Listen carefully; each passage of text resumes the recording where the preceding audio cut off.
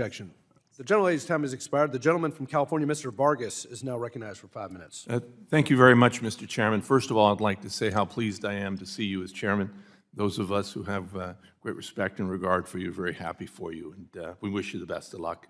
And where we can work with you, we will, and where we can't, of course, we won't. But again, congratulations to you. Well deserved. I do want to start off by saying, I've been here for a while now myself, and when I first was here, the big issue was Dodd-Frank. My good friends on the other side used to condemn Dodd-Frank, saying how horrible it was going to be the undoing of the financial system in the United States. And then during the real stress test, during COVID, we had the bankers up here, and we asked the bankers, I actually asked the bankers, what about Dodd-Frank? Has it been helpful or not helpful? And they all said, it's been helpful. Now, to be fair to them, they didn't say they liked all aspects of it, but they said in general, especially the capital requirements, was helpful. It was helpful. It kept the industry afloat, and in fact, not only afloat, I think, Mr. Reuter, you said it, and I agree with this. I think the industry performed very well, and I think the industry was one of those shining lights in this very dark time. I think the industry did well. We could disagree about fees and some other things, but in general, I think the banking system did very well. Now, of course, the issue is the CFPB, and I hear again the demonization of the CFPB. So, Mr. Reuter, why don't I start with you? Should we disband the CFPB? I think we should put a bipartisan Senate-confirmed oversight committee over the CFPB so it doesn't swing so greatly from administration to administration. Okay. Should we disband it? My question to you. I do not think we should disband the CFPB. There's been a lot of regulations moved over to that agency, but I do think an oversight board would be a great step. Okay, fair enough. That's fair enough. I do want to comment a little bit on these ESG funds. I agree very much with Mr. Caston, of course, on this. We both now head up a committee, a caucus, I should say, on this issue. And talking about socialized benefits, it's interesting.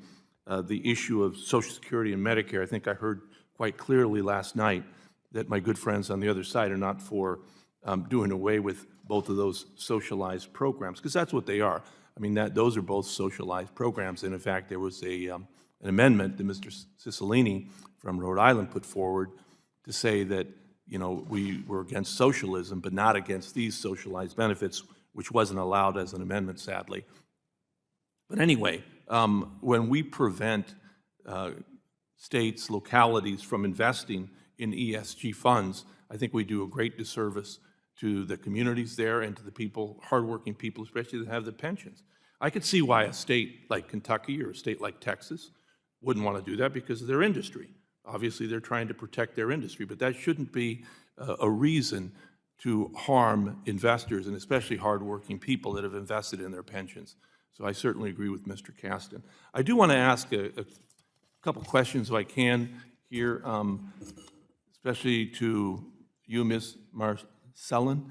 The issue of MDIs and CDFIs, unfortunately in my community, we don't have a broad selection of these, and we have a lot of historically underbanked communities. What can we do in an area like my area in San Diego to help these people who are underbanked or unbanked?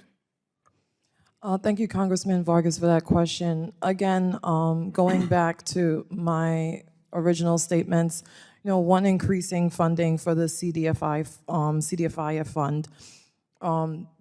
Again, it has received increased funding over the years, but it is nowhere enough to fully fund and support a robust program. Even going back to CRA requirements. And, I'm happy to work with your office more on this, but making sure that lending done to CDFIs by banks count as, should count probably as CRA credits. And just driving more support, more programs in these communities in distressed, low to moderate income communities can help shore up CDFIs and MDIs as well. Thank you very much.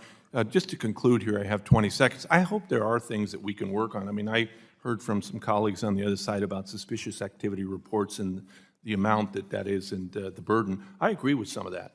And I hope that there's a place that we can find a middle ground and get something done this year. Again, I congratulate you, sir, and yield back.